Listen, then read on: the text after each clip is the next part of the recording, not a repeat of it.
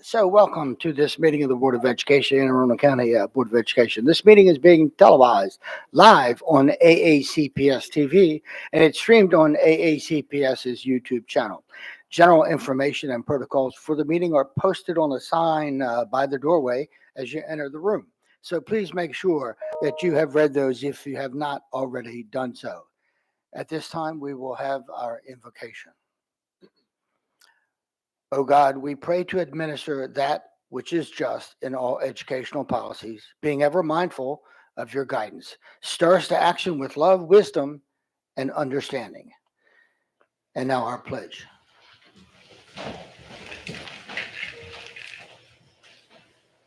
I pledge allegiance to the flag of the United States of America and to the republic for which it stands, one nation, under God, indivisible, with liberty and justice for all.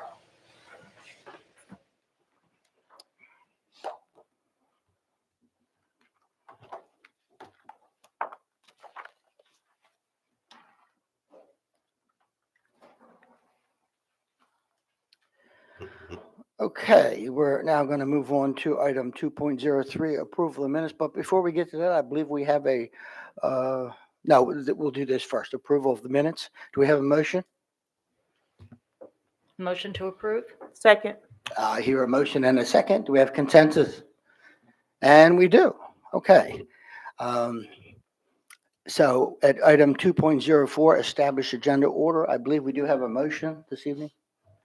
Mr. President, I move that item 5.01, Anne Arundel County Fiscal Year 2026 Revenue Outlook presentation be heard after 2.0 in order to accommodate our guest schedule.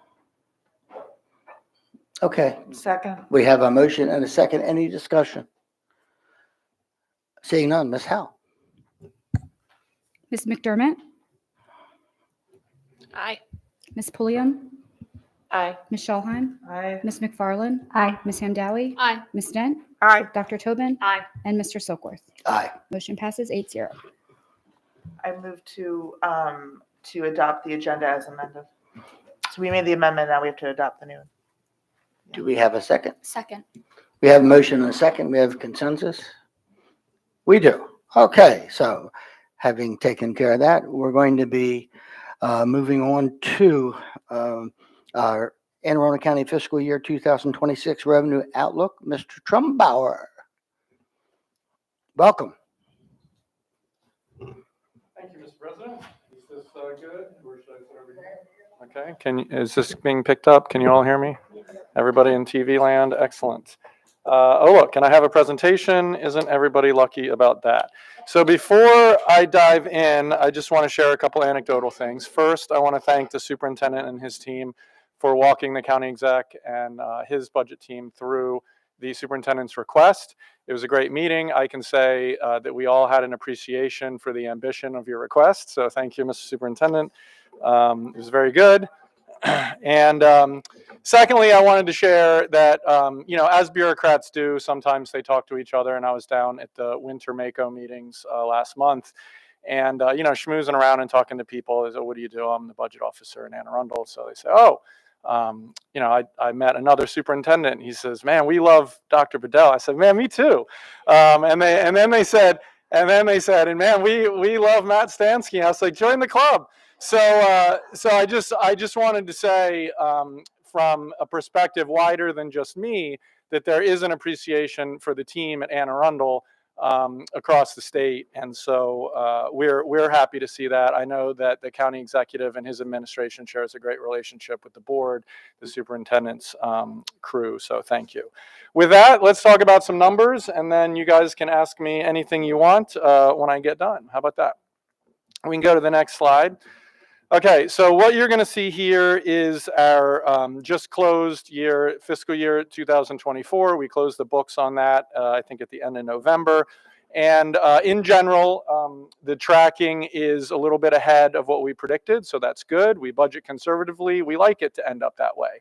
The green box shows the difference from the revised budget for our main contributors to our revenue, and that's property tax, income tax, recordation and transfer tax, and then also state shared and local income tax. And the reason I boxed them in green and I showed that they were less than 5% is because that's our target, that's our goal. We want to project something within 5%. Doesn't always work out that way. Macroeconomics is pretty bonkers. Sometimes we miss, but for those key ones, we were pretty good on that. The two yellow circles that I show are overachievement, significant overachievement on income tax and also on investment income. And I want to explain both of those a little bit. And I think I might have a slide or two later that gets into the details, but I'll preface it by saying income tax, we project based on what we think the recurring revenue will be on largely wage withholdings and estimated taxes and things like that, right? But there's other wonky things that come back, like fiduciary payments and penalty payments and reconciliation payments. Those have been higher over the last couple years than they've been in the past. There's a bunch of reasons for that. There was federal tax code change 5 or 6 years ago, but also the Biden administration and Congress increased dramatically the resources for the IRS to go after the people that don't pay their taxes. Guess what? That's been coming in. But once those back taxes get paid, they're already here. They're not coming again in future years. So we don't consider that recurring. So we budget to the recurring, and then the extra money we get back, that goes to the county coffers, but that's generally held as fund balance, which we can deploy in the following year's budget. Okay, so that's income tax. On the investment income, the interest rates are super high.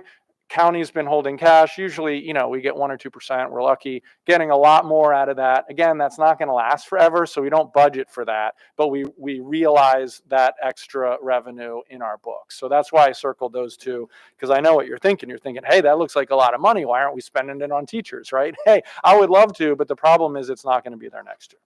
Okay, if we go to the next slide, we'll just keep talking about fiscal year 24. Here's the numbers behind everything. All said and done, we had $153.3 million more than what was adopted in the FY24 budget. And then we also saved about $12.5 million. So that's a total of about 166. And then in the FY24 budget, we programmed in $146.8 million of fund balance that was available at that time. So the difference there is actually a generation of $19.1 million. So that is great for carrying ahead to the future. All right, if we go to the next one, this is our rainy day fund. I always like to remind people that we do stash a little bit of money away for when things aren't looking so good. As a reminder, this is funds that are held in a special account. We cannot access those unless certain conditions are met. Primarily, that is we underachieve revenue estimates, right? So that is for use in the case of a recession or some other economic downturn.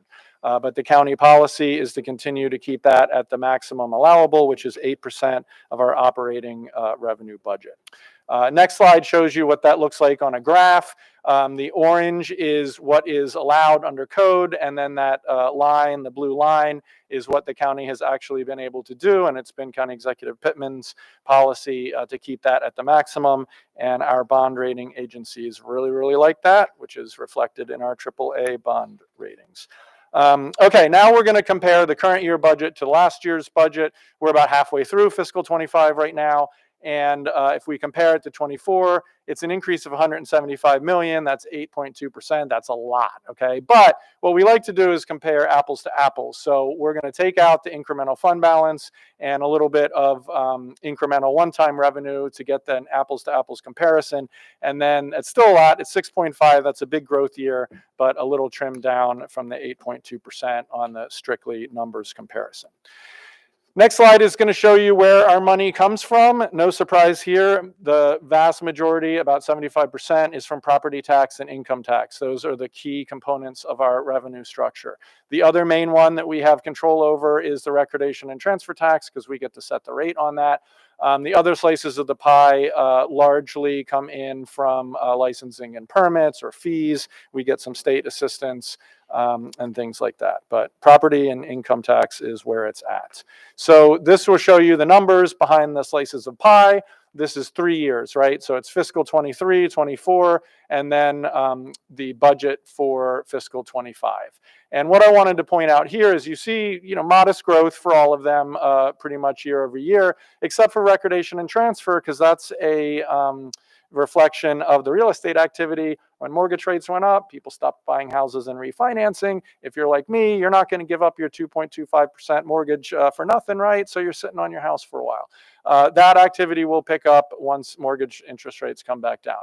But again, I wanted to highlight on the income tax and the investment income, those are inflated by that one-time revenue, and we budget to the recurring. So that's why you see, if you look on fiscal 24 compared to 25, for income tax and investment income, you see that going down.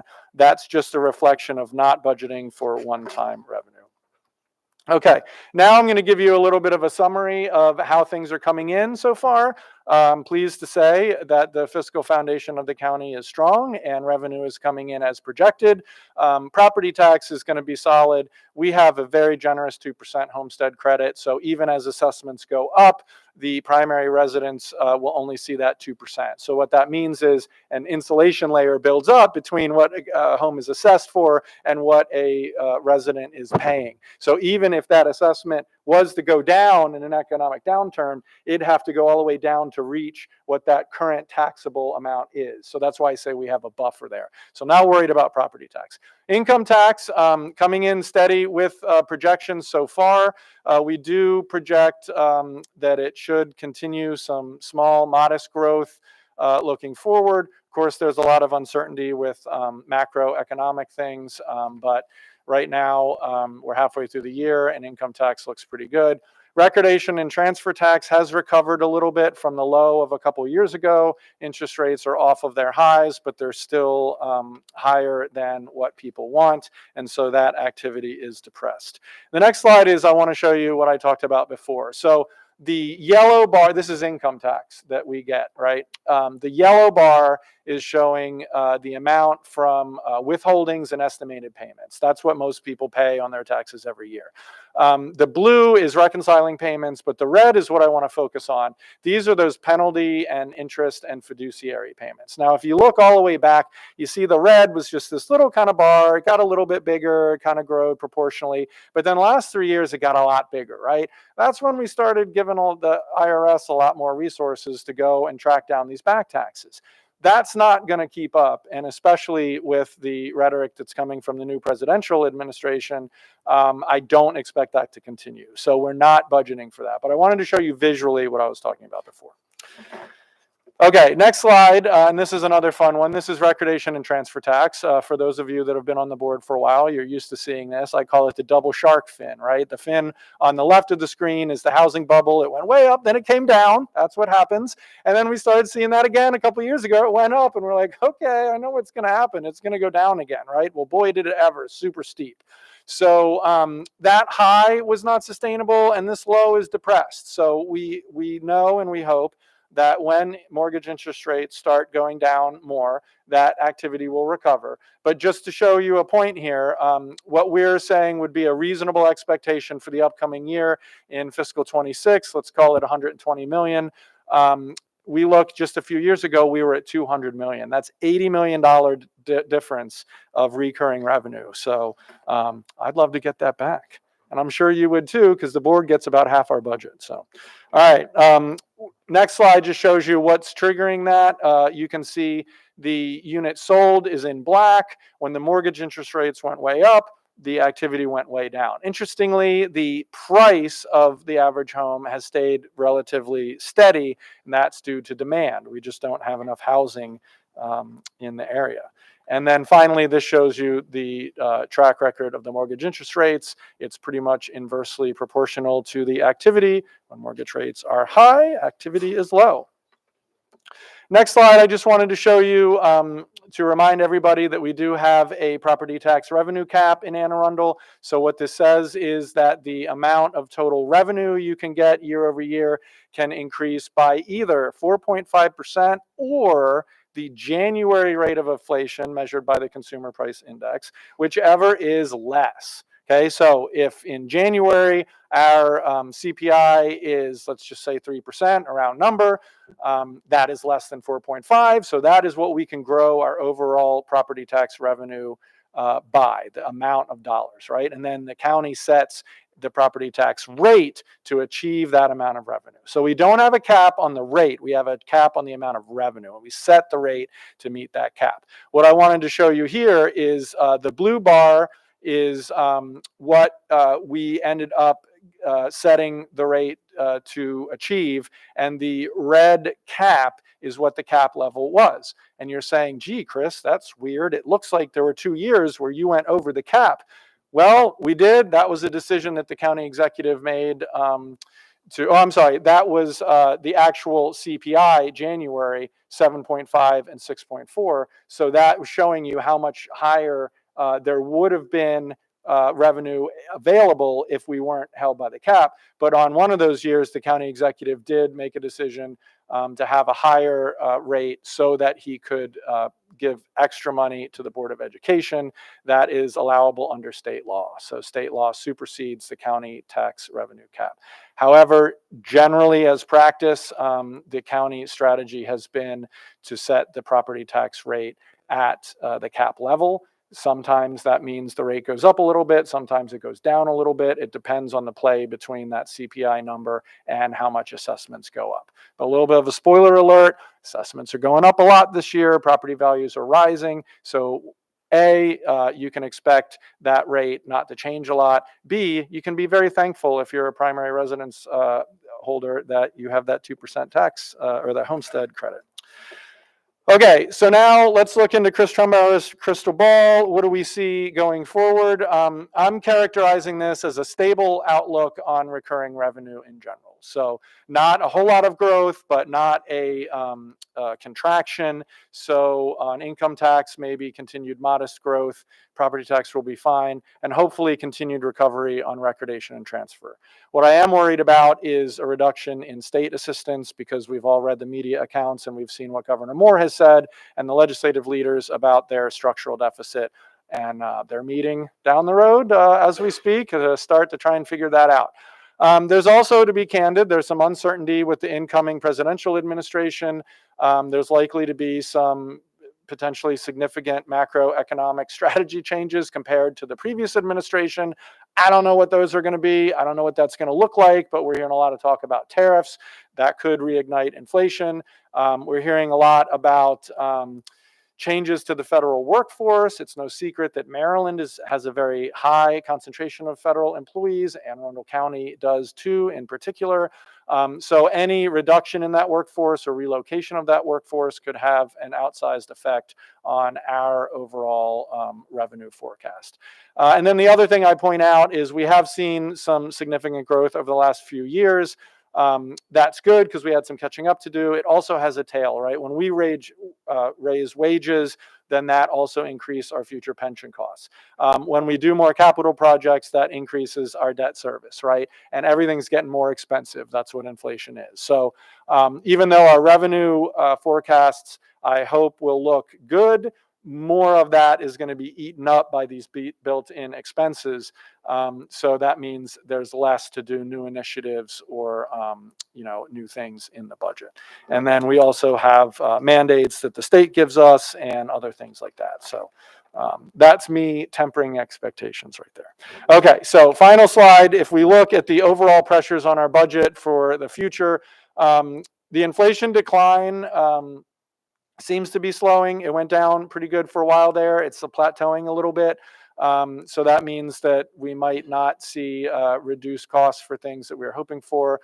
We still have that depressed recordation and transfer tax. I'd love to see that going back up because that's good money that we can use for stuff.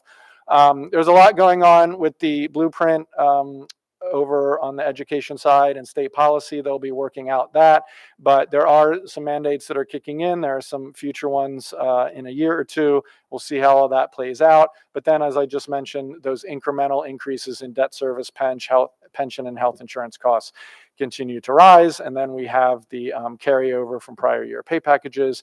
And then finally, on the county side, and I'm sure it's similar on the education side, but we have expanded some programs and operations over the past years, and those have a continuing tail as well. When you open up you build a new park, and you got to staff it with park rangers, right? When you increase your public safety patrols, then you got to pay for more police officers or overtime or things like that. And then the other significant one that's been a priority for County Executive Pittman is during the pandemic, we started a lot of new, what I would call social safety net programs to help folks. We were able to fund those with the American Rescue Plan dollars. Those are now gone. So those programs are still effective. They're still helping people. We want to keep them going. We have to transition that over to county general funds. So that's just some of the competition for the dollars that are available. And then I will end you with this last slide that reminds us that we have 8 budget town halls. They start tomorrow night with District 2. You are more than welcome to attend. We usually see lots of education advocates out for those, but they are live streamed, but it's fun to come in person. And we hear these at this time of year because no decisions have been made, no deliberations have occurred yet. So the public is really getting their chance to weigh in to the administration at the front end of the process. So that's all I had for you, and I'm happy to stick around if you have any questions, but if you want to get rid of me and move along on your agenda, that's totally fine too. No, we don't want to get rid of you. Okay, I'm not seeing any lights. Miss Shahar? I just want to say my annual thank you for coming. Thank you for this presentation, for the numbers. You blew through it, but I've been around the block a couple times, so I think I heard it, and I know we're going to get the slide deck. So I'll reach out if I have any questions. But thank you as always, and I look forward to y'all funding as much of our budget as humanly possible because our kids deserve it. Thanks. Certainly. Okay, I'm seeing no more lights. I also would like to thank you for being here. As board members, we are advocates for our students, and we can't do our job if we don't have the collaboration and cooperation and information from you. And of course, Stuart Pittman, our county council folks, and I know the relationships, I talk about that all the time. We have some great relationships, and so we're going to be seeing one another. Absolutely. For sure.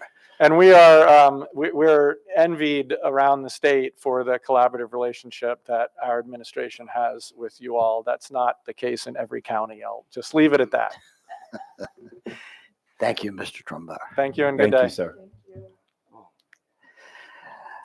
Okay, so we're going to be moving on to item 2.05, Educator of the Month.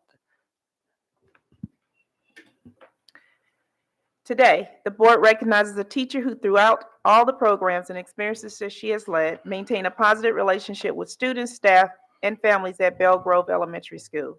She is always professional, reliable, and highly effective in her practice. She collaborates with staff members within the school building and throughout the county. Ms. Catherine Robinson, Triple E Ed teacher. Ms. Robinson heads the Belle Grove leadership team. She meets weekly with members of the team during the school day in addition to after-school meetings. She serves as a mentor to the Triple E teachers within the county. She provides support and guidance in this role to others. She encourages student engagement in promoting positive changes to Belle Grove. As student representatives, they discuss concerns and ideas that have been shared with them from the student body. She facilitates solution-based dialogues between the students. Some of their initiatives include organizing school spirit weeks, kindness and equity celebrations, collecting donations for charitable organizations, offering ideas for community schools, and PBIS activities. Ms. Robinson ensures that all students have a voice and are a vital part of promoting positive change within the school.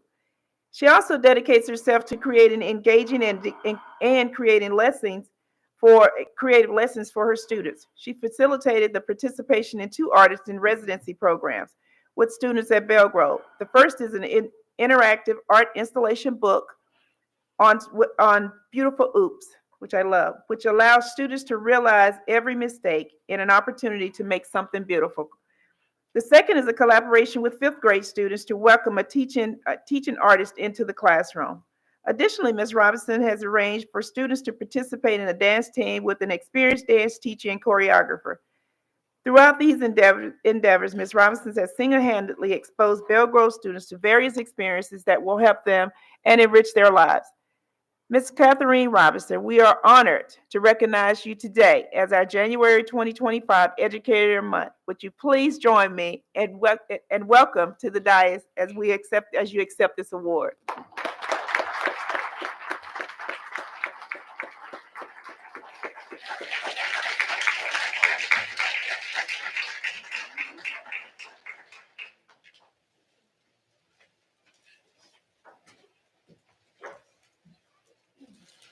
First of all, congratulations. I love that face. So tell me, how did they get you here? And then after that, you can tell me all about the people that came to support you today. Sure. I'm shocked. I thought I was coming here for another reason. What was the reason? I recently did a project with Brooklyn Park Middle School, a monster collaboration project where my students created monsters and then we sent off the drafts to the middle schoolers and they created them into little plushies. And the first graders were surprised. I didn't tell them that they're being made into plushies. They came to my school. I talked about my career as an educator, and then I surprised the first graders with the plushies. And so we fostered that relationship, and I thought we were going to be talking about fostering relationships in the community. We'll bring you back with that. I will be more than happy to. It's an honor. I work really hard at my job, and it's everything is for the kids. It's very student centered. I work really hard to create opportunities and experiences for them. My goal is to just open windows and doors for them like they were open for me. So I'm just extremely honored. Thank you.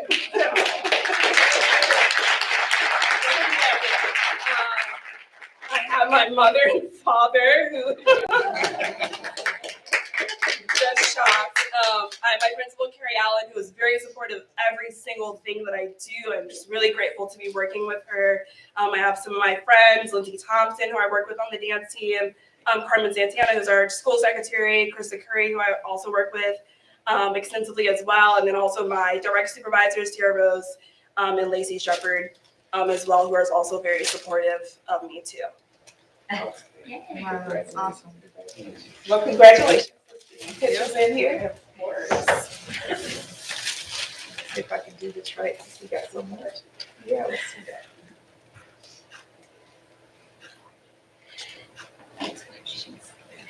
And we will take some pictures after this. Okay, thank you so much.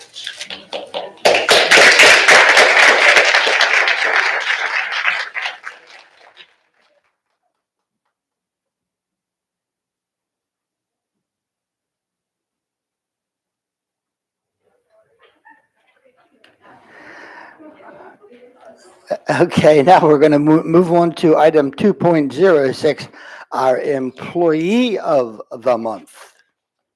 Thank you, Dr. Mr. President. Our Employee of the Month for January 2024 is described as a beacon of positivity, always approaching her work with a smile, even in the face of the most challenging situations.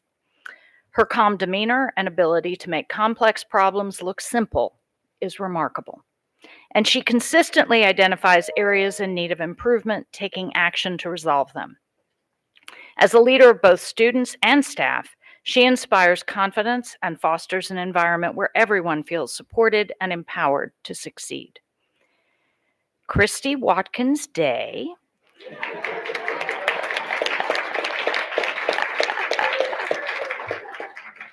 Your positive influence is felt throughout Annapolis High. You uplift those around you and set the standard for excellence and compassion in leadership. Ms. Watkins Day is the Dean of Students. Her willingness to assist staff, students, and families, consistently making herself available to offer support whenever it's needed.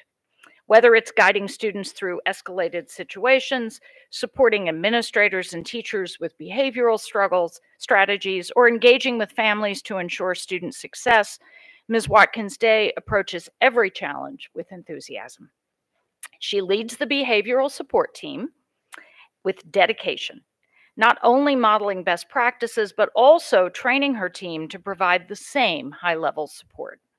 Her unwavering commitment to help students de-escalate and problem solve allows them to return to class ready to succeed and making her an invaluable asset to Annapolis High School. Ms. Watkins Day is the mentor liaison for Annapolis High School. There is no one in the school system who does a better job at being the mentor liaison. Her attention to detail, promptness, and willingness to always go above and beyond sets her apart from everyone else. She is flexible and has demonstrated the ability to pivot at any needed time. She can pivot and adapt to a new situation quickly while maintaining the high standards and quality work that has come to be the expectation. Ms. Christy Watkins Day, we are honored to recognize you today as our Employee of the Month for January 2025. Would you please join me in the well to accept the award?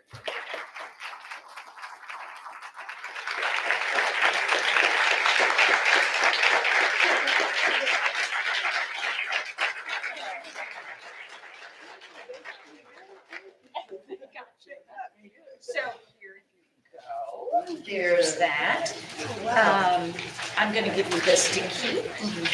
This is the certificate. So let's take a couple of questions and then we'll chat for a minute. Sure.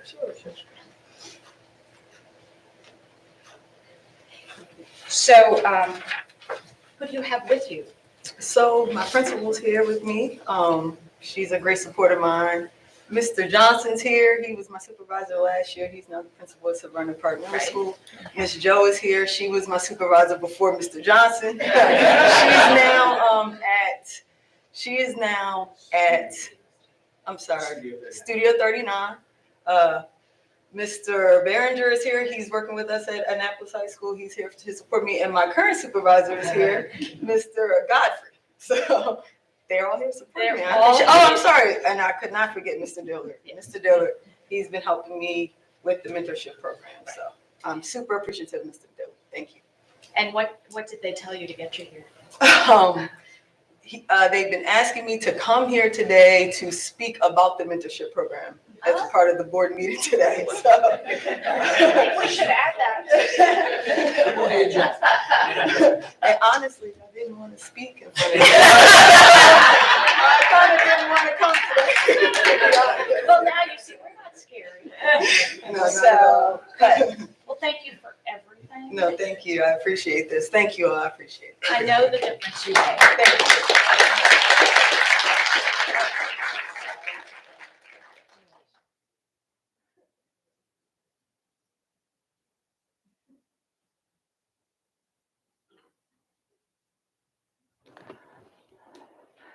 Okay, so we're moving on to item 2.07, our volunteer of the month. And we do not have that this month. Okay.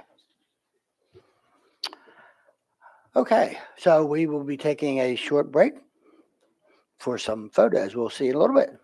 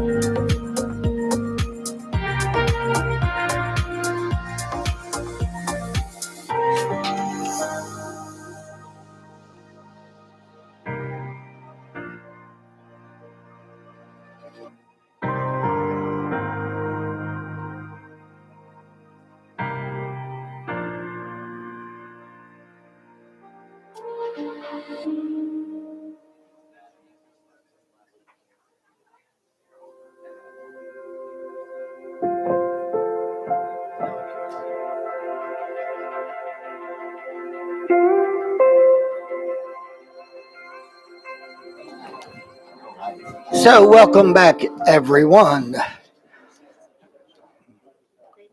We're going to be moving on to, I believe it's item, public comments on agenda items, or I don't believe we have any public comments today.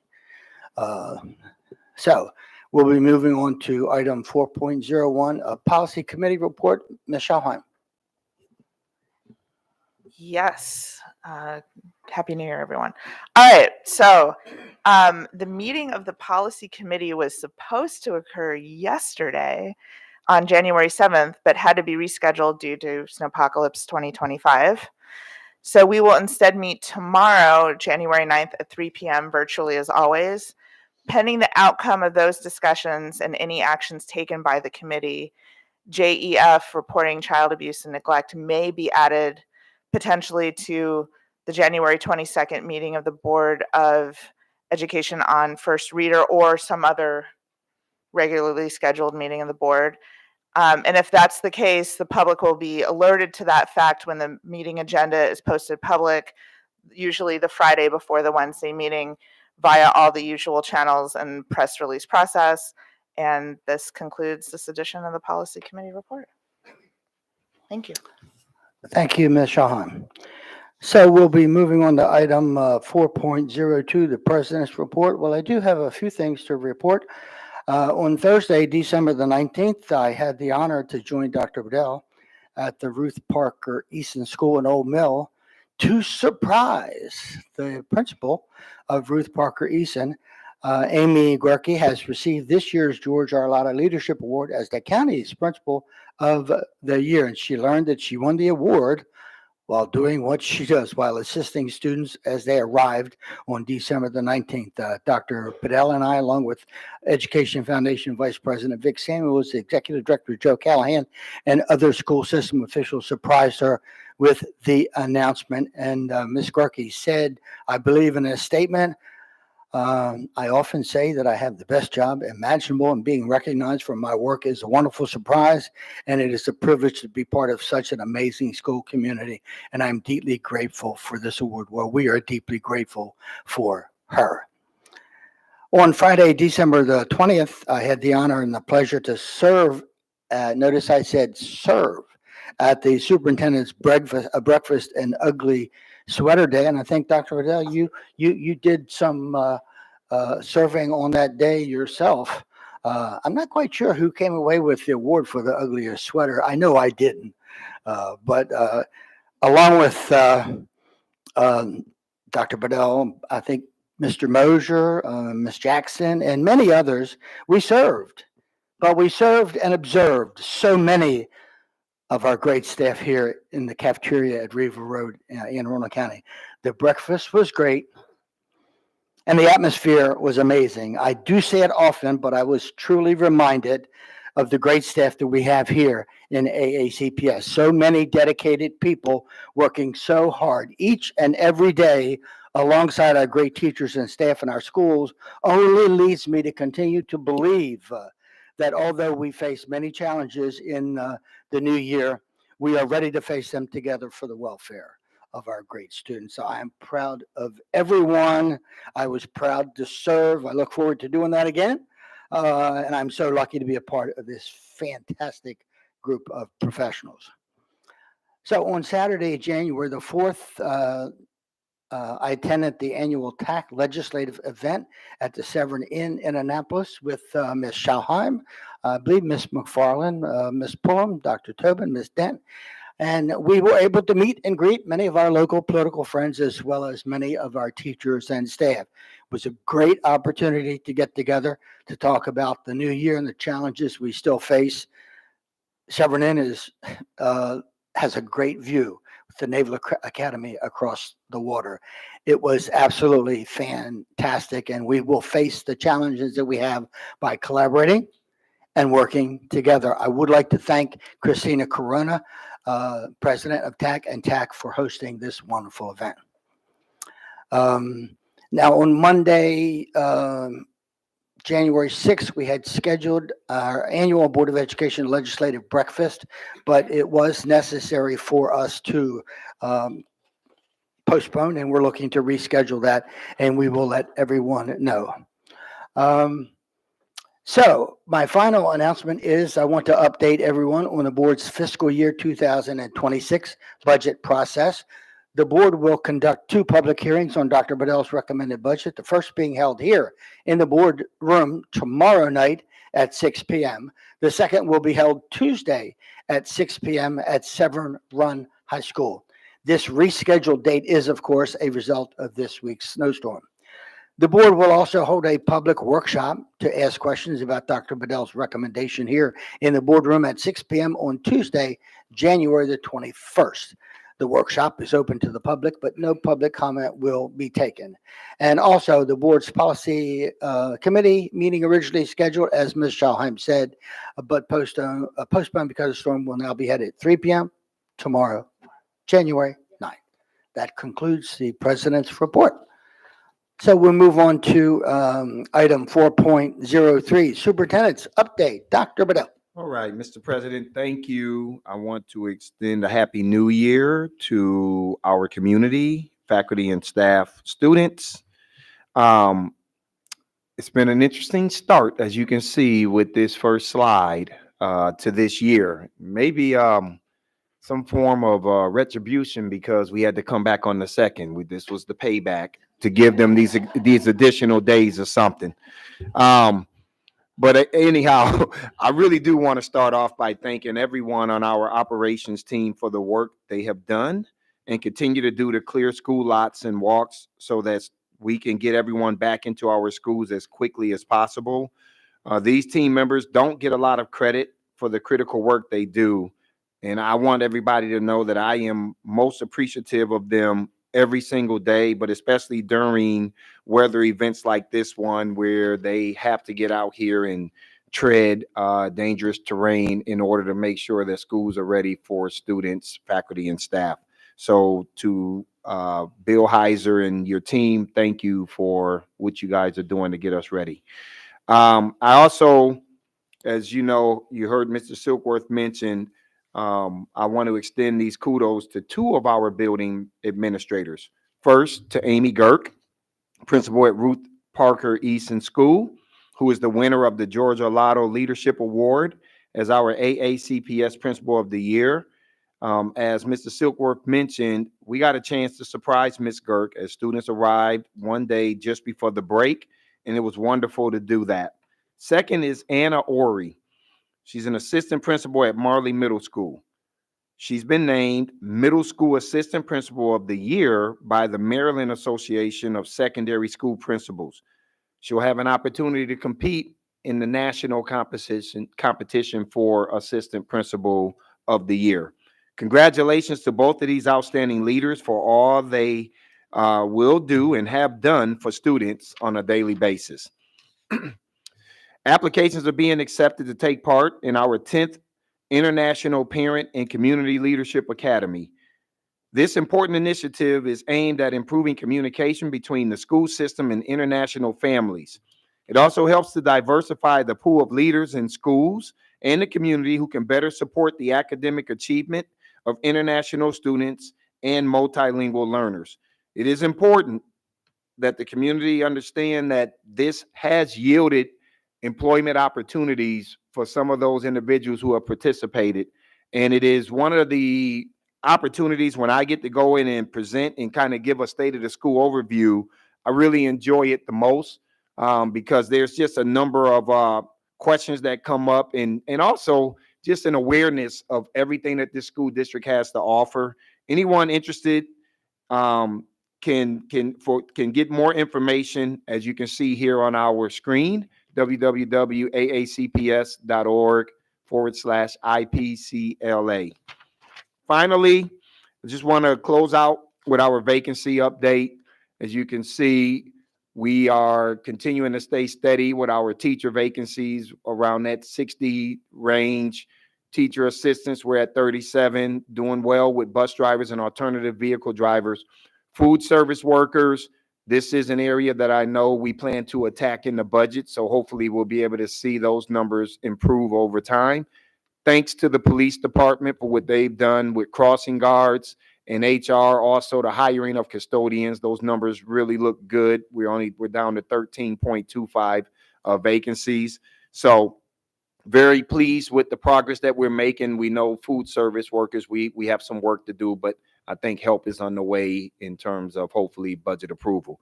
Mr. President, that concludes the superintendent's report. Thank you, Dr. Bedell. So we're going to be moving on to item 5.02, our new course approvals. Dr. Bedell. Thank you, Mr. President. We are excited today to present to you all a couple of new courses and our course sequences that we are asking the board to take action on.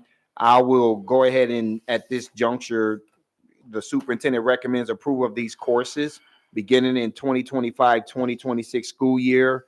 And for this presentation, we will pass it over to Christina and her staff to take us through the slide deck.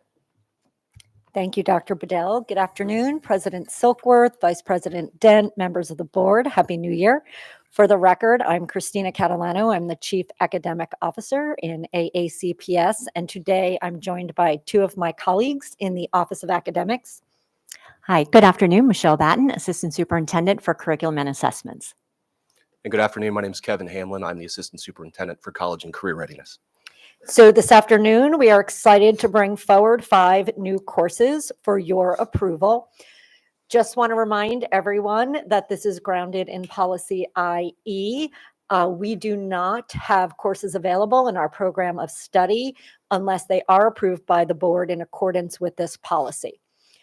Additionally, the courses that you will hear presented today are in alignment with 3 priorities in our strategic plan: achieving academic excellence, future readiness and transitional preparedness, and supporting the whole child. Typically at this time, I turn things over to my colleagues to walk through the courses, but I know that we have some members of the board who are going through this for the first time. And so I did want to just provide you with a little bit of background on how we get a course to you. And so in Anne Arundel County Public Schools, we have a standing committee that goes through a very rigorous process of vetting any course that is being proposed to be part of our program of study. And so oftentimes those proposals come forward to this committee. It's comprised of a cross-functional team across offices and across chiefs in the organization. The team analyzes the course description that's coming forward.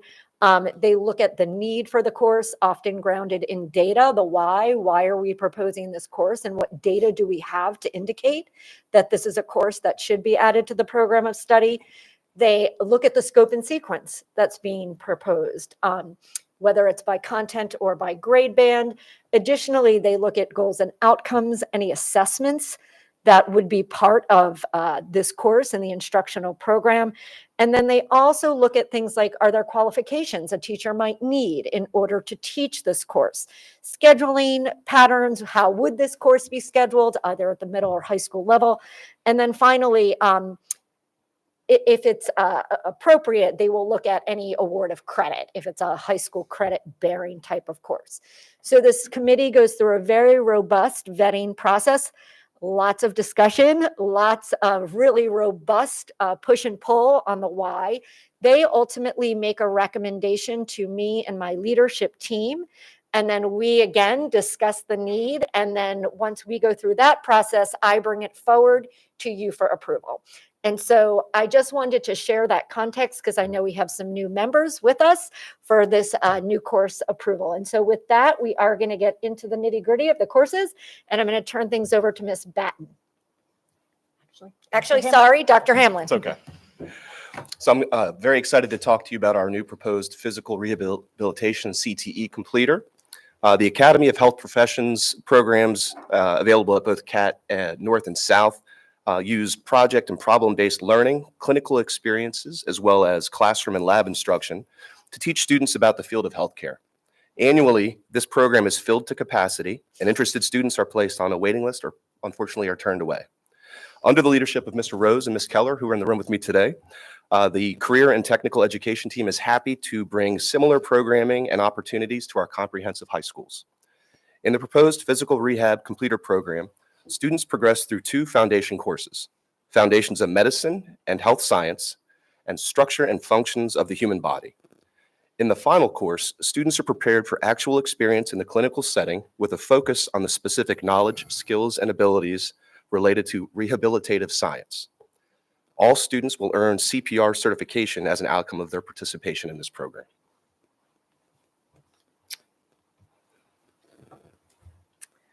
All right. The English Learner Development for Long-Term Success courses are for our multilingual learners who have been in the English Language Development Program for 6 or more years. These courses will support our long-term multilingual learners in achieving full language English proficiency. And this is through the academic literacy skills aligned to the WIDA English Language Development Standards.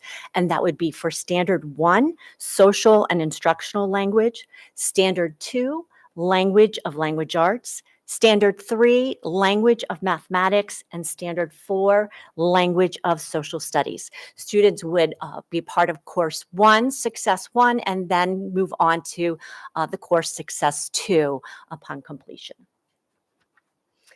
And so our proposed timeline for implementation is pending approval today. We will spend this summer developing all of the curricular materials and resources that are associated with these 5 courses. We then also provide our instructors for these courses with the appropriate professional learning for a fall implementation this fall 2025. With that, we're happy to take any questions. Thank you. Ms. Schauheim. Yes, you know how much I love this agenda item. I say it every time. What you all bring to us every single time without fail is nothing short of fantastic and wonderful and mind-blowing and great for our kids and all the things. I have one question about the physical rehabilitation course sequence beyond just CPR certification, which you can get in a Saturday at a Red Cross at a Red Cross class. Let's be real.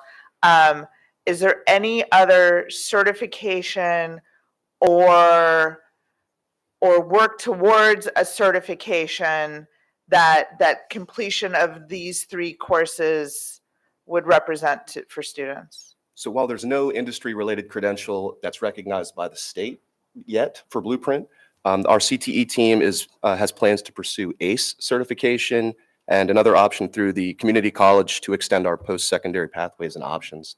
Wow. And I would invite Ms. Keller if you'd like to come up and explain what ACE certification is. I would Please. love that.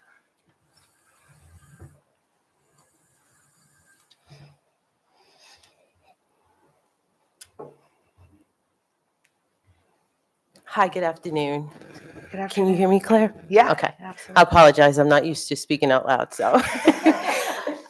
So the ACE certification is a certification that high school students can get currently. It used to be on the list with MSDE. MSDE, as you know, is going through a whole new thing with industry recognized certifications through the Governor's Workforce Development Board, where they're approving certifications. What they're doing is aligning certifications to industry standards currently. The ACE certification was one on the list. However, it was pulled off because for high school students, it is an open book test. So what we looked at is if they turn 18, that certification would hold true. But however, in order for it to be equitable for all students in high school, it is not one that is on the list because it's 16 and older. Not every student can take the second version.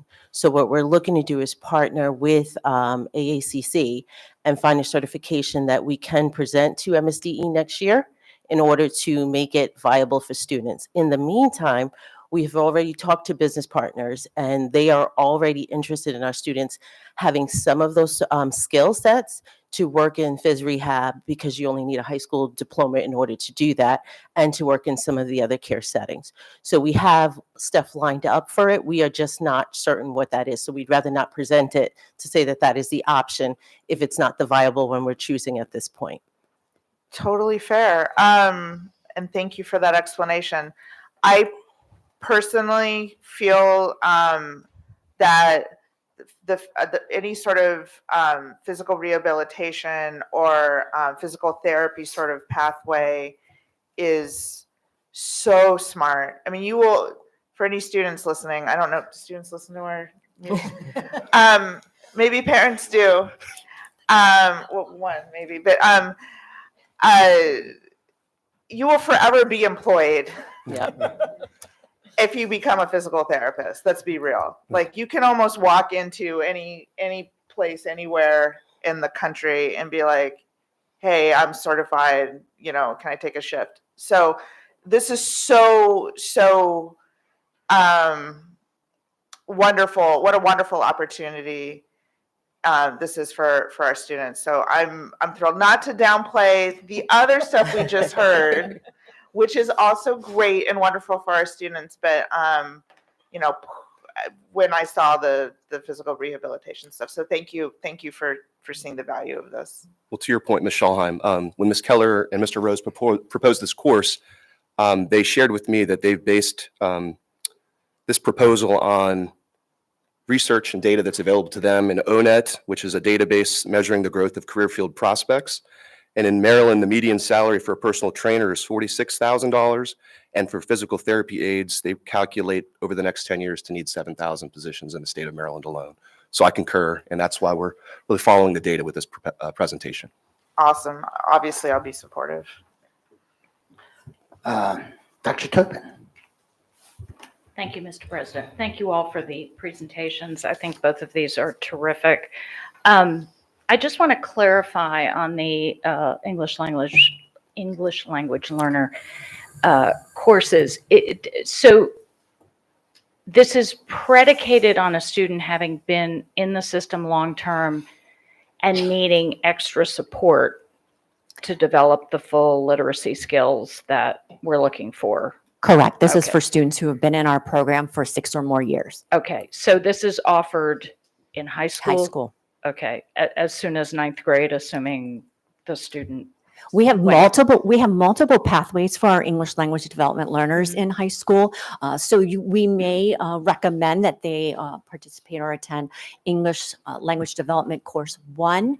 That would also count for a graduation requirement for English. So this just provides another avenue for our high schools to provide that linguistic support for our heritage speakers. Okay.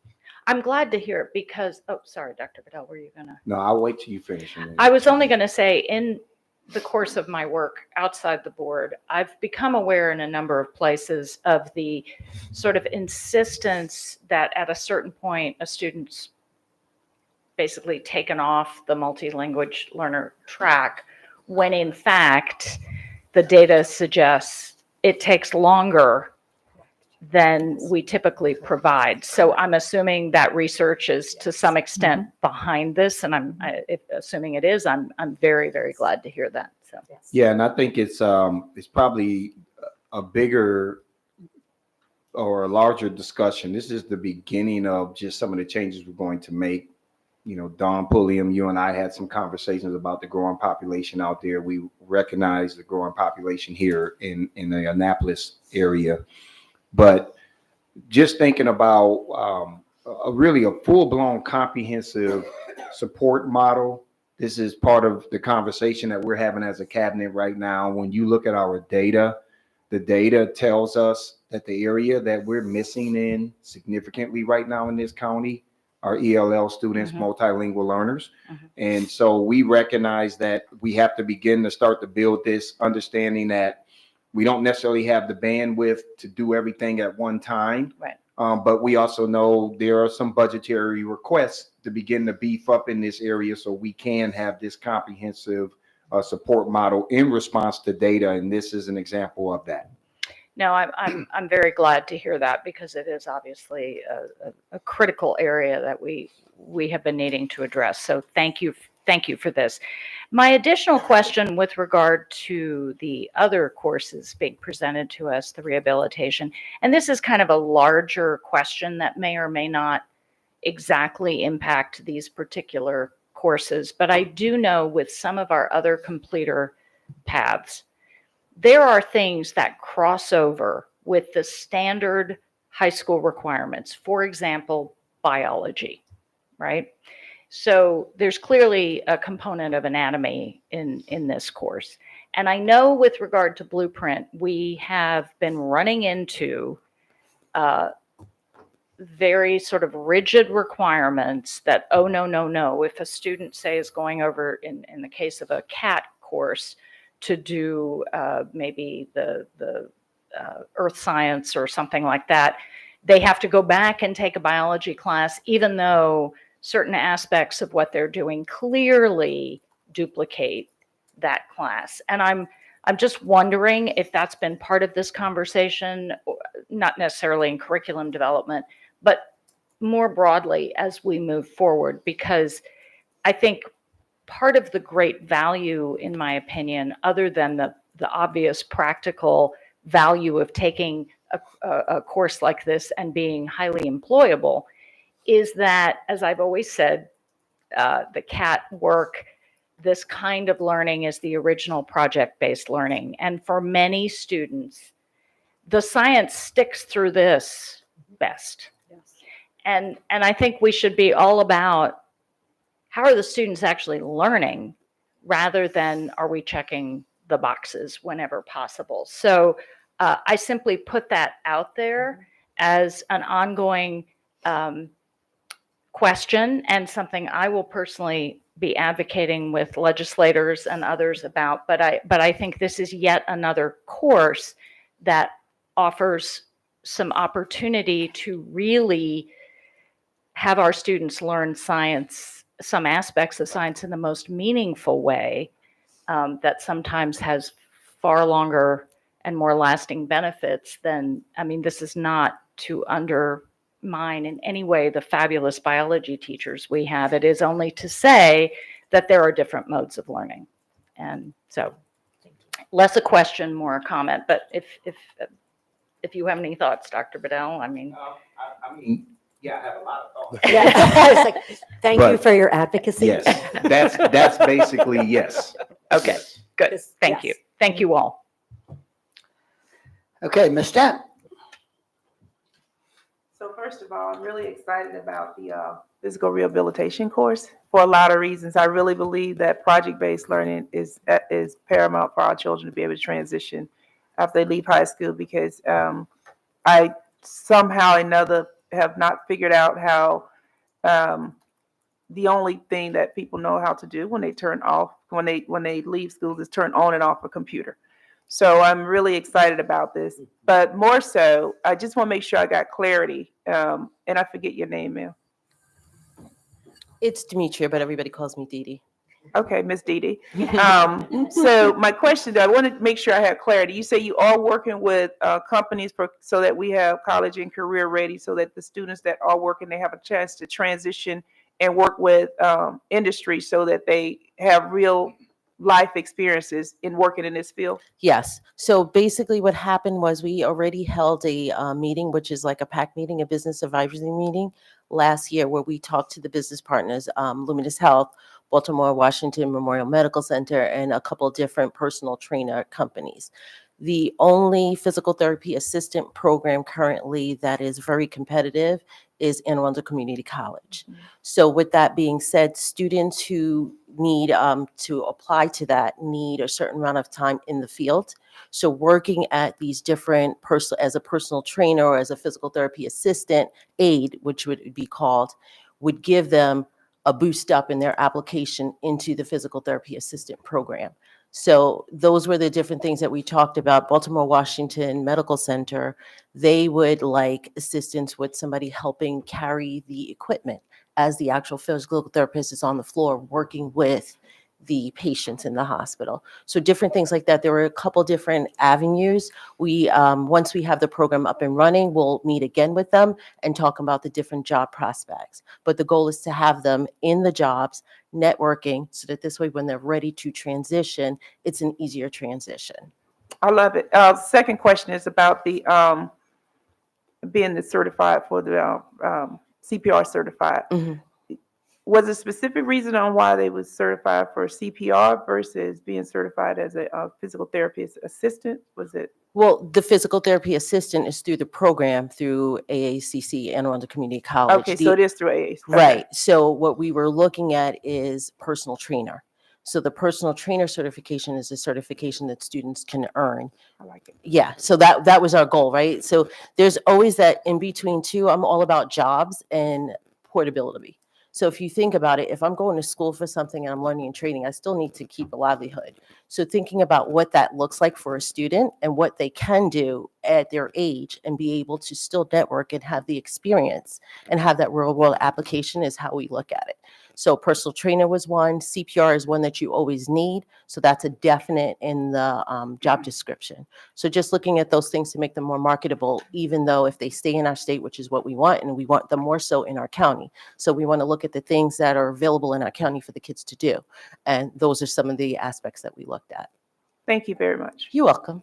And by the way, I support both courses. I'm really interested in the English too. So this is just more my thing, right? So I like for students to be career ready as they're leaving because let's face it, college is not for everyone. But even in college, you have to earn a living. Exactly. You just can't depend on just the scholarships and grants. And so having a tangible skill that is not only marketable, but it gives you an edge. And it also helps with the resume building. I'm helping a student now that has completed college and never worked a day in their life.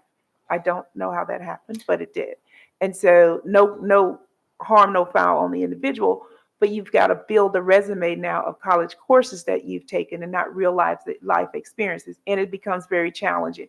And they got the expectation that because of the career that they chose, they're going to come out making $100,000. And I said, well, not with any experience. So this to me really does speak to the heart of where we're trying to go with not only with the blueprint, but just as parents in general. We want our child to be college and career ready. So and then I also wanted to say that we are working with the science department and the physical education department on this course so that this way it is more for school system wide that the education part happens. Okay, Ms. Pullum. Now that I know which button to push, right, Dr. Bedell? Thank you very much. I support both programs, but I want to pull the thread from Dr. Bedell. A few weeks ago, I came to him and I had the data for District 7 schools, and that population is an area that we need to put more attention to. And that I think will help fill the gap. So the one thing he said to me, just wait, it's coming. And I was like, when? So I thank you for that. I think it's really important. The population is growing and they're bright and they have a lot of opportunity, and this will help them get to where they need to be, but then also help their families, right? So we can spread it across. Number 2, the rehabilitation program. I think that's a really great idea that you guys are bringing that to the table, not just for, but I see it as it gives you these students an opportunity not only to have the project-based learning hands-on, but it introduces them to different worlds that they may have not thought about previously. Some suggestions, if you have not thought about it, just going back into our own sports teams. They're always looking for someone to help whoever the contractor, MedStar, or whoever it is, that could give them that opportunity where they don't, for those who can't travel, might be able to go back into their own school systems to support. And then it gives them that another look. The other is the summer sports, even with the Naval Academy and the colleges, even the private schools, Archbishop Spalding, DeMatha, others such as that. I will tell you, when you see a child that gets in there and you say biology, no. Sports, yes. You're giving them an opportunity to see something from a different lens. And I thank you for all that you're doing. Let me just say something, because it's really a future request, even though it's already in the budget this year. We do have a budget line where we want to offer paid internships. But to your point around the athletic piece and with the growth with middle school sports and all of those kind of things, there will be some significant opportunities. And I think it will also require a future budget increase in that line item in order to provide those opportunities. So, I'm asking you all this now well in advance before you even vote on the current budget. All right. Okay, Ms. McFarland. Thank you so much for all your work on this. I really like both courses, but I want to especially thank you for the continuing development of our English learners. As just a few meetings ago, we saw that was a weakness on our report card. So I really appreciate that now we have a new course to help address that. So thank you. Okay, so now it's back to me.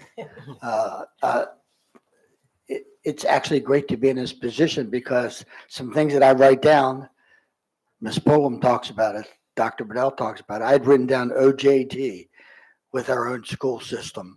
And so my colleagues have my back covered. So I just want to thank each and every one of you. There was one thing I thought about earlier. I'm not quite sure whether it's necessary, but the physical rehabilitation completer course. Can you explain, for the sake of everyone, the fact that it's a completer course? Yes, so for our CTE pathways, we call them completers. For the general student, they're pursuing a University of Maryland system completer, which is, academically focused. The CTE completer pathways generally have a sequence of 3 courses to complete in order to earn that accreditation through the state of Maryland. And sometimes there's a 4th course, or students have the option to substitute the 3rd course for work-based learning credit hours, so on-the-job training, as you noted. So students would take these courses over a series of semesters while they gain experience both in the classroom and in a work-based learning environment. So it's not just a semester commitment. These students, they could take them as electives, one-offs, but most students are going to take all 3 courses in the sequence and have a capstone work-based learning experience as well. So, Dr. Bedell. Mr. Silkworth, you will hear me say this over and over and over again, because I'm going to drill it into the community. All of this is a part of a bigger picture of us wanting to become a full-blown market value asset school district, right? And it's not only that we want these opportunities available in our comprehensive high schools, we just don't have the bandwidth at the 2 centers. So we have to begin to try to move more of these completer programs into our high schools if we really do want to truly call ourselves a full-blown market value asset school district.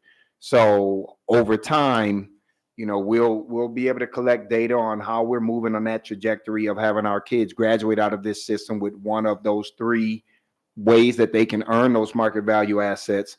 And while it may not be explicit in the strategic plan, everything in area 3 of blueprint, along with the different things that we're doing in this area, all of those things align to this market value asset model that we really want to embrace here in the Anne Arundel County Public School District. Thank you, Dr. Bedell, and thanks to all of you. Can I make a motion? Now, we have a recommendation. We need a motion. I move that we approve all of the courses that were presented to us today. Second. We have a motion and a second. Do we have any discussion? Seeing the lights, Miss Howell. Ms. McDermott? Sorry. Aye. Ms. Pulliam? Aye. Ms. Schallheim? Aye. Ms. McFarland? Aye. Ms. Hamdawi? Aye. Ms. Dent? Aye. Dr. Tobin? Aye. Mr. Silkworth? Aye. Motion passes 8-0. Thank you all so much. Okay, we're going to be moving on to some consent items, award of contracts. Do I hear a motion for a bundle? Motion to bundle. Second. Okay, we have consensus? And we do. So Dr. Bedell. Thank you, Mr. President. The superintendent recommends that the Board of Education authorize the award of contracts in the consent items numbered 6.01 through 6.04. So moved. Second. Okay, we have a motion. We have a second. Do we have any discussion?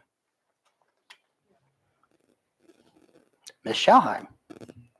Yes, I have a question about the bus routing software.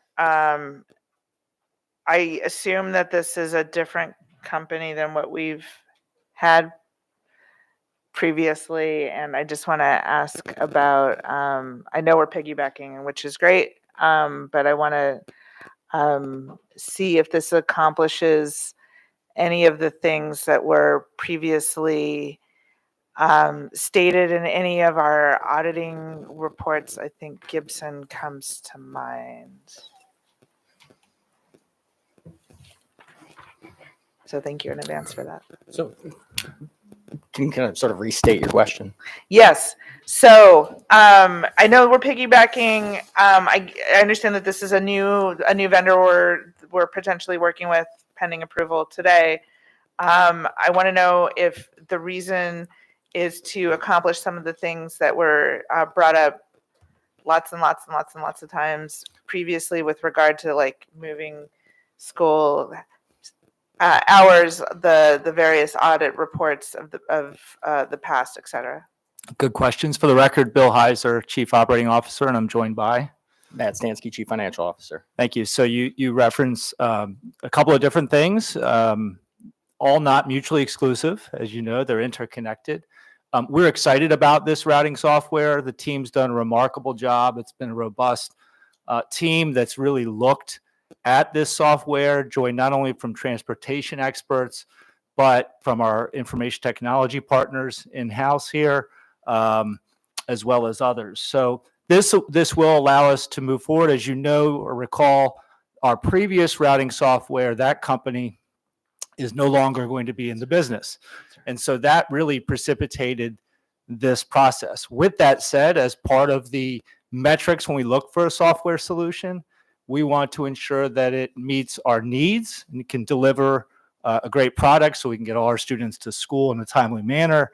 And part of that really is routing and making sure it's connected GIS-wise, as well as thinking about all the items in the Prismatic report, which you're speaking to. And we've also made sure that we're going to try to advance our school system in terms of bus transportation as rapidly as possible. Hope that answers your question. It absolutely does. And thank you for that. And to be clear, like you're right, it's Prismatic, not Gibson. There were a lot in those in rapid succession in those days. So moving to this particular vendor, and I now am my memory's jogged about the previous conversation about the other one going out of business or switching business models or whatever it was. Would this new software or working with this new company allow us eventually to move into like a where's my bus type situation app from an app perspective? Great question. It allows us it definitely has the capability to do that. We need to work methodically when we do such a thing. Dr. Bedell has really impressed upon us how important it is to have things that are polished and ready, not just to kind of go rapid just for the sake of efficiency, but we do have some urgency around making sure that we know that there's a demand for specifically what you had mentioned in terms of GPS tracking. And so in the future, we'll certainly be looking at that. There absolutely is a demand, and if USPS and FedEx can do it, I'm sure we can too. It's great when everything works as it should, when a contractor alerts us that a bus is late or not running, and that we get that communication out timely, as I know we try to do. But all of those things don't accomplish the goal when that communication doesn't occur from our contractors. This would help with that. And I know that we don't do anything before it's polished and ready. However, let this not go by years and years and years as it has so far, before we hopefully get to that step. And I'm obviously going to support this. So thank you. Thank you. Okay, I see no more lights, so we have no more questions. So we had a motion to bundle and we had consensus on that. Do we have a motion about Dr. Bedell's recommendation? Motion to approve the recommendation. Second. So we just need to vote. Okay, Ms. Howe. Ms. McDermott? Just 1 second. Ms. Pullum, was your light on? I just want to, I was looking through this, skimming through this. I just, and forgive just for a little more education, this system will work with all of our contractors, and we do not see any problems with that, or is it just for in-house bus routing? Everybody. Okay, just wanted to Yeah. make sure. Thank you. Ms. Howe. Ms. McDermott? Aye. Ms. Pulliam? Aye. Ms. Schulheim? Aye. Ms. McFarland? Aye. Ms. Hamdawi? Aye. Ms. Dent? Aye. Dr. Tobin? Aye. Mr. Silkworth? Aye. Motion passes 8-0.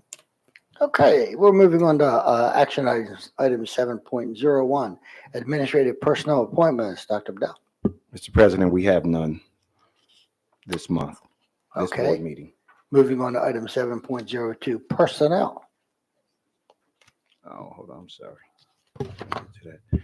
Thank you, Mr. President. The superintendent recommends that the board approve the actions as stipulated on the attached sheets. So moved. Okay, we have a motion and a second. Any discussion? Seeing no lights, Ms. Howe. Ms. McDermott? Aye. Ms. Pulliam? Aye. Ms. Schulheim? Aye. Ms. McFarland? Aye. Ms. Hamdawi? Aye. Ms. Dent? Aye. Dr. Tobin? Aye. Mr. Silkworth? Aye. Motion passes 8-0. Okay, item 7.03, sabbatical leave. Dr. Bedell.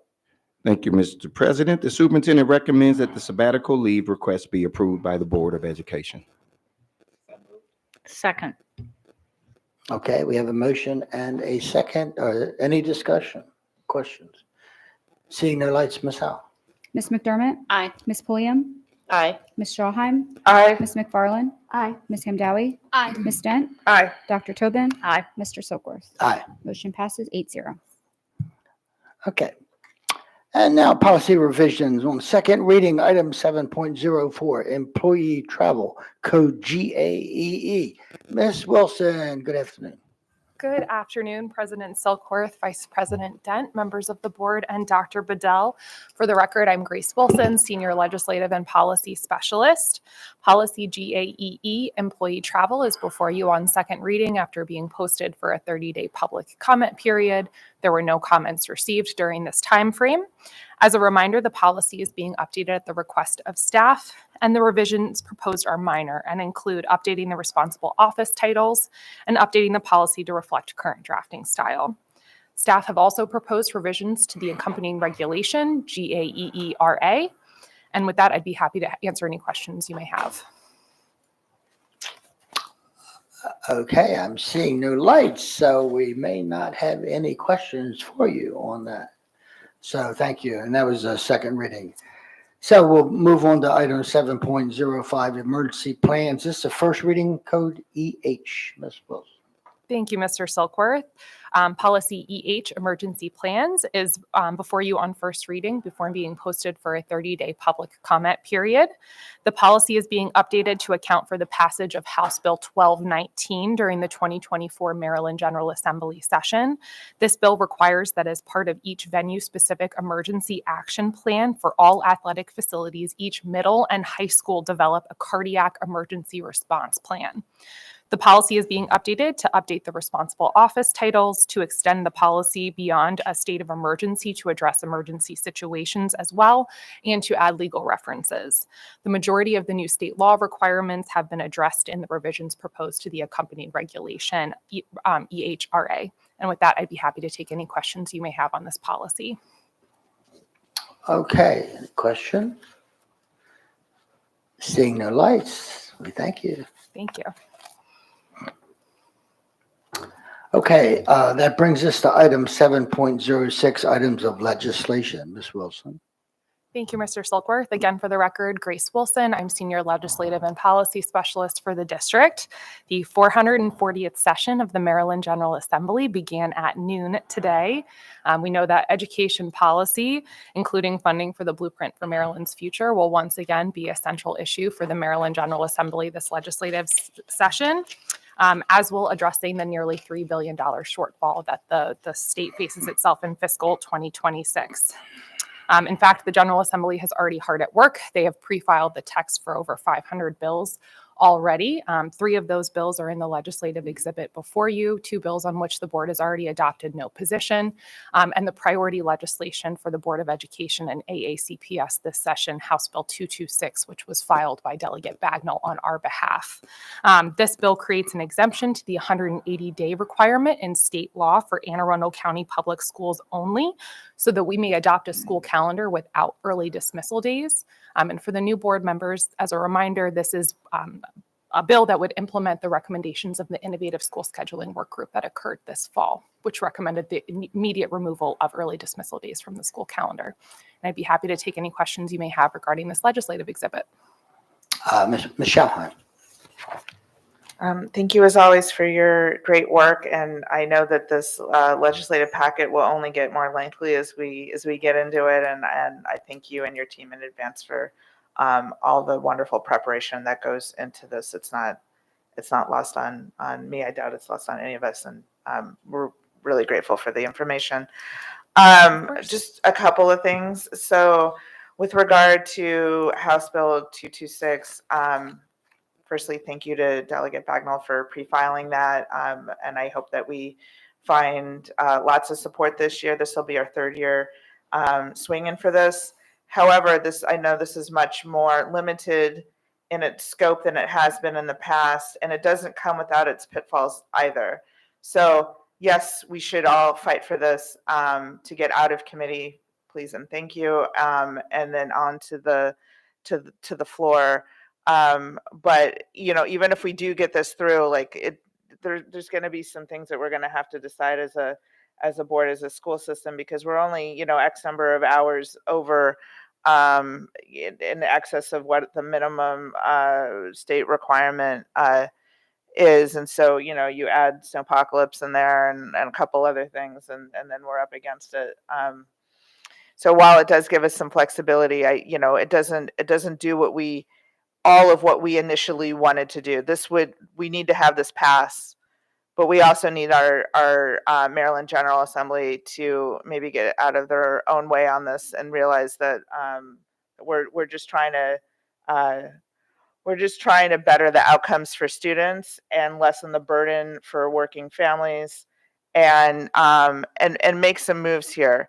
So regardless of what any of them did or do in their other jobs aside from the Maryland General Assembly, I hope that they see us as the experts with that in mind. So yeah, those are my thoughts on that. I'm going to scribble outside the lines as I often do. And I just want to mention, in light of this week's events, today was our last snow day, y'all. And then we go into a situation where we're either adding days to the end of the calendar, boo, or virtual instruction, which may or may not be feasible depending on the weather situation, power, et cetera, accessibility. And so I'm just gonna state this. Welcome back, Maryland General Assembly, but we have work to do on this piece as well, because what we have now isn't working. And to make us blow through our inclement weather days before we even consider virtual instruction is simply nuts to me. Today would have been a wonderful day for that. My daughter was over it by the end of the day yesterday, so I wasn't excited to even don a snowsuit today for the third day in a row. Would have been perfectly happy to have learned something. So I hope that in future sessions we can make some progress, change some laws, etc. I hope that that was okay to all say. Yeah. Anyway, thank you. Absolutely concur with your feedback. Yes, we agree, 100%. I like when that happens. It's always better than the alternative. Okay, seeing no more lights, Ms. Wilson, thank you so much. Thank you all. That brings us to item 7.07, our 2025-2026 school year calendar. Mr. President, we will bring Mr. Bob Mosier, the face of weather events in Anne Arundel County, up here, and the voice.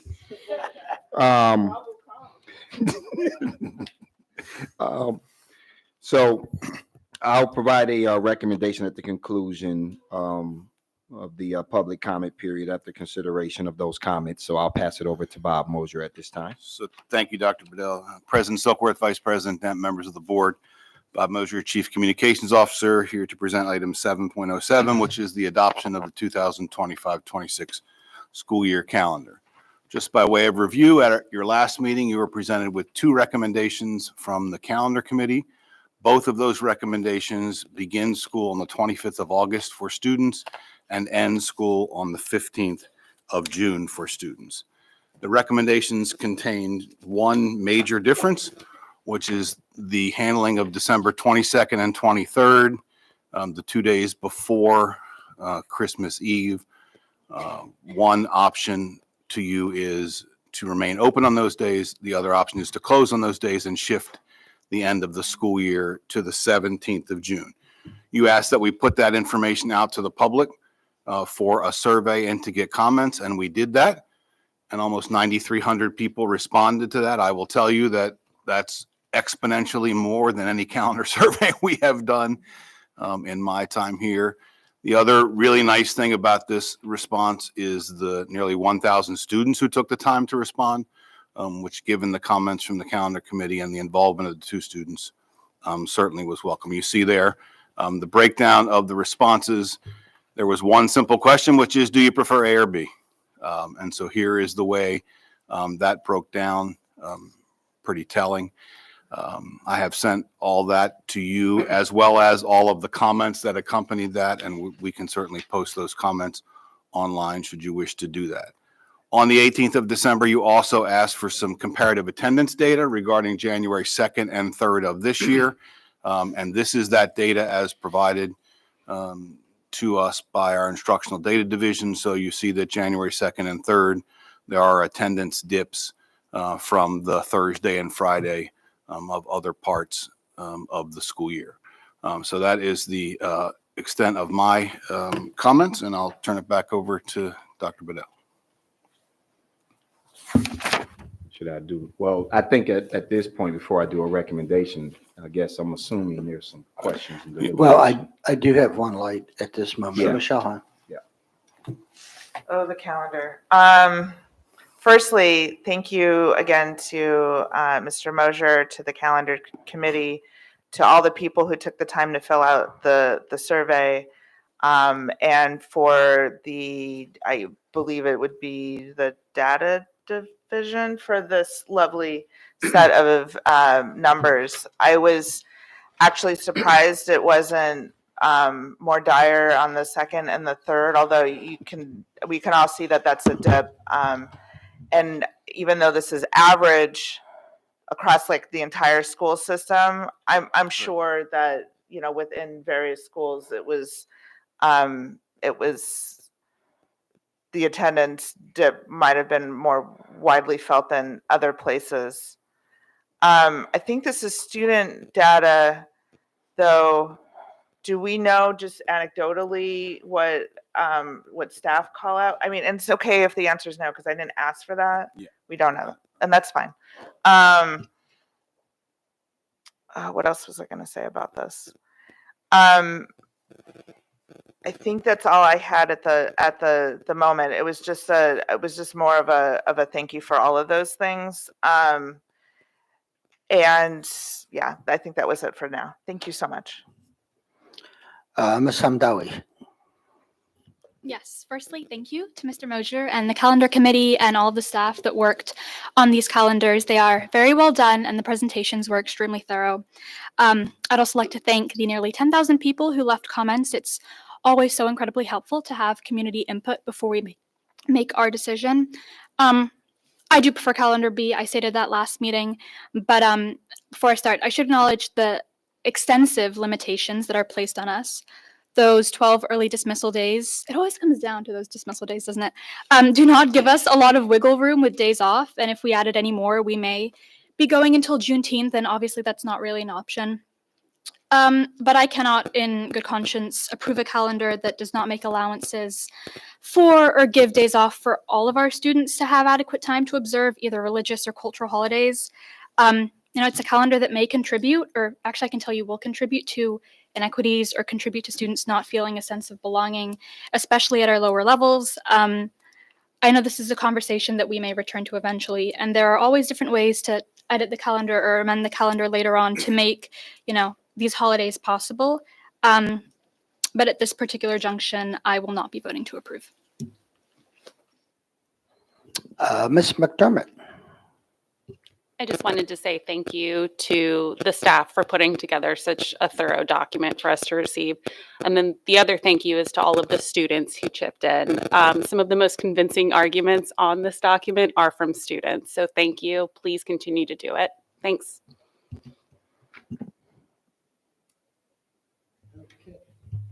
Okay, Dr. Bedell. Thank you, Mr. President.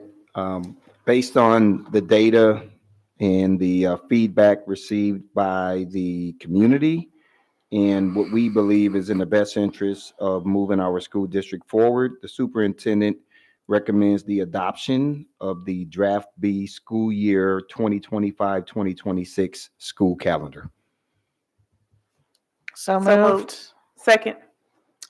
Okay, we have a motion and a second. Any discussion? Ms. Shahan.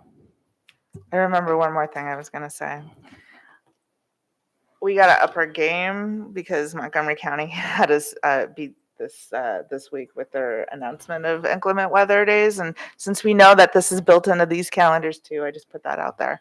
That's more of for levity than anything else. I see that you're not smiling, Bob. Ms. Schauheim, I'm not going to be singing and dancing on the video. I'm not good at any of that. You asked me to shoot some hoops, we might be able to get it done earlier. You can do that in the snow. Ms. Dent. So first of all, yes, absolutely. I echo everyone's sentiment. I do think that you can do a hooping in advance. I'm fine with you dancing and hooping at the same time. That's a good visual, isn't it?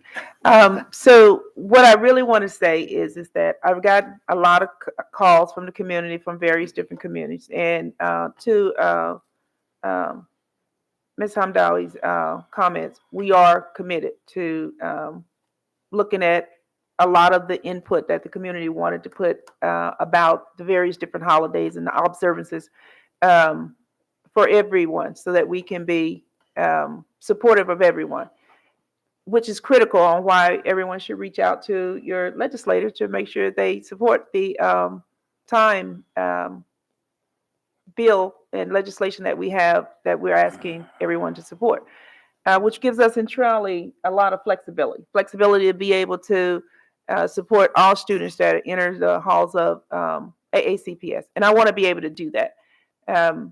but I also want to be able to make sure that people get a chance to enjoy their summer. And on the current 180-day policy that we have, that's the curriculum that that's the days and the number of days that we're stuck with right now.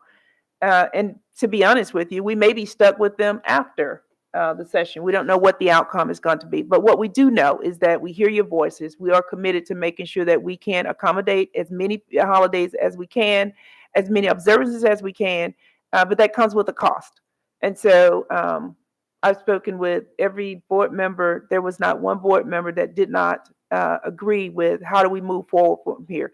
We have not figured that out, and we owe it to you to figure it out. So we are and will do that. So thank you. Ms. Pullen. I echo Board Member Dent.